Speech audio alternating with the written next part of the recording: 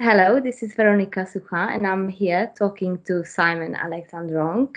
Simon is a life coach and business strategist. Thank you for your time, and hello, Simon. Hello, Veronica, and thank you for having me on this call today. Pleasure. For the start, talking about what you do, what have been the highlights for you in the past year, just to give it a bit more introduction about you? Yeah, sure. So the last year has been very eventful, especially recently, as you can imagine, with the work we do. The first quarter of every year tends to be very busy as people think about and reflect on what they want to achieve and accomplish for the year. But just reflecting on the last year, I've been involved in a lot of speaking events, from speaking at the Institute Directors Open House to speaking more recently at Startup 2019, where I was sharing some insights on how entrepreneurs could develop their businesses, but also understand the mindset required in order to be successful in the endeavors that they're pursuing. And it's not just entrepreneurs, but it's also individuals working at companies, it's teams at companies, and it's those that generally want to lead more fulfilling lives. And that's seen me present my thoughts at 10 Downing Street, the House of Lords, and in December last year at a company called Salesforce. So that's kept me busy over the last year, in addition to the usual work I do working with private clients. And at the moment, I'm busy putting together my next project, which is an online community where I can hopefully reach people outside of London and the UK and share more of my messages with other people. Okay, great. You've done a lot. Well done. Congratulations to all of your achievements here.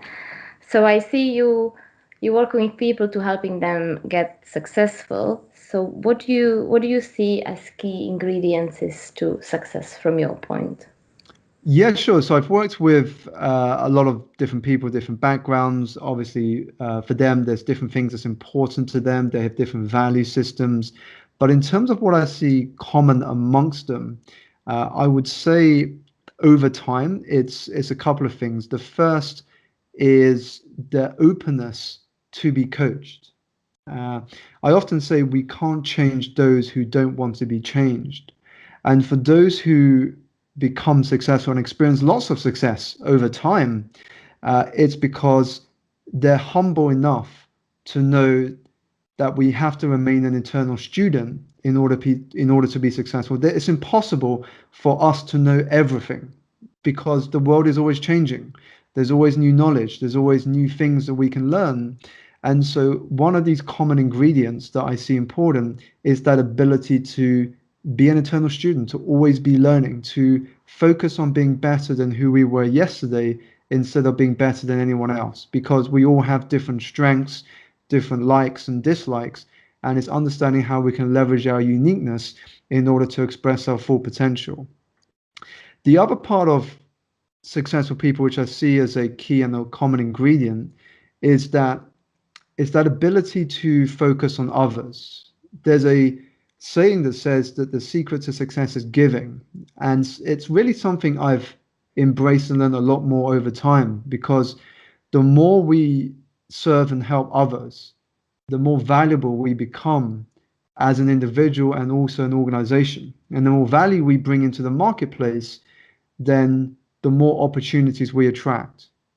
So the first one is that ability to remain an eternal student. The second is that serving attitude, because until we can really serve others, well, we can't really lead others. And the third one for me comes down to commitment, because if we're not committed to pursuing any goal, or we're not committed to a vision, or we're not committed to improving, then we're never really going to take action on what we know we have to do in order to move forward. And what I see amongst some of the most successful people I've worked with, those who've experienced fantastic results in the time we've worked together, is that they've all been committed.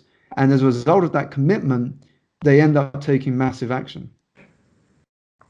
Wow, yeah, great, thank you. I really like the how you worded the first one about being humble enough to sort of realize always that we don't know actually, and then that way keep growing and learning. That's really nicely said.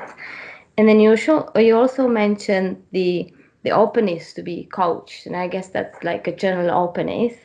And then listening to you, your mind seems really kind of open and soft and not judgmental and embracing. So how do you maintain your mind like that? Because I think that is very vital, and you mentioned that as well. Totally, totally. And I think there is, and you probably know this as well, Veronica, and everyone who's listening to this, is that in today's society, it's a lot more open for us to talk about mental health. And I think understanding the nature of mind is so important to succeed in any endeavor. You know, we easily talk about physical health, what we feed our body, how often we exercise, how much sleep we get, but those are things that we can observe. What we can't always see is how we're managing our mind. And that is really the engine of our reality because we live in the feeling of our thinking. What we bring into our mind, we bring into our reality. So when we wake up in the morning, typically what we do is we have a routine. We might have a shower, we wash our bodies, we prepare physically for the day. But often we don't wash our minds. And so what happens is we might be dwelling on the past, or we might be affected by something that occurred in our life in the past, or habits that we've carried over that no longer serve us. And so one of the things I've embraced a lot more now, which I think has helped me be more focused, clear, and adaptable, is grounding myself more in the present. I often find that when we focus too much on the past, we feel depressed. And when we focus and live too much in the future, we are filled with anxiety.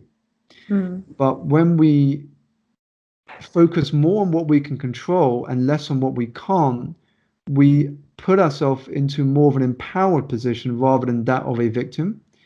Because if we focus too much on what we can't control, the mind just simply gets paralyzed, over paralyzed by thinking.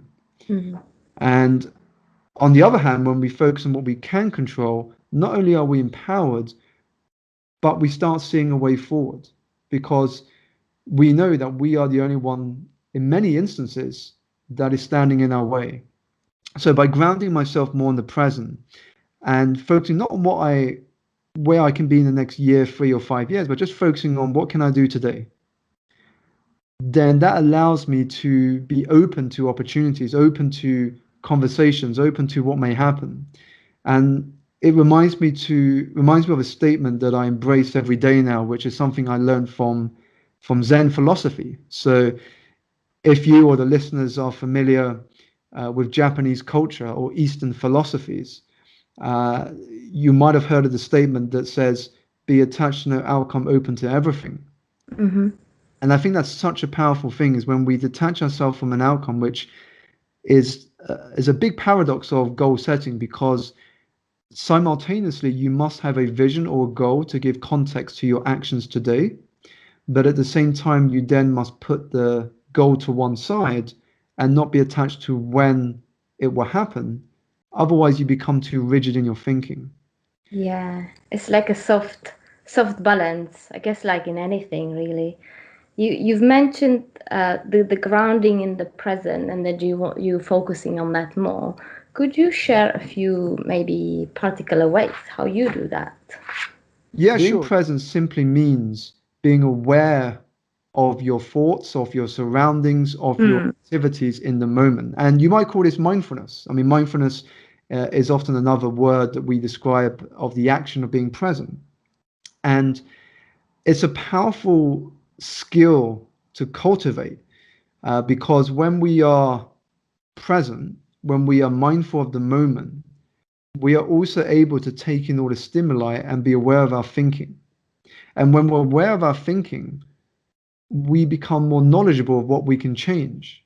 And this is why self-awareness is the beginning of all change, because we can't change what we're not aware of. Yeah. And that's why self-awareness is such a powerful skill if we want to continually upgrade, improve, and further our personal growth. And it's super empowering as well, because once you're aware of your thinking, then you have the choice to change it. if you don't like how it's going for you, basically. Totally, Veronica. And that is a superpower so many of us underestimate. We forget that at any given moment, we have the power to choose one thought over another. There is no right thought. An event will happen, but the way you interpret an event might be different to the way I do, and different to the way your friend does. And what that means is that our ability to choose different thoughts is what really creates our reality in our mental image. And that mental image then determines the action we take on the outside. Yeah, great. Thank you, Simon. I really like the superpower, and I thought I leave it here. So thank you very much.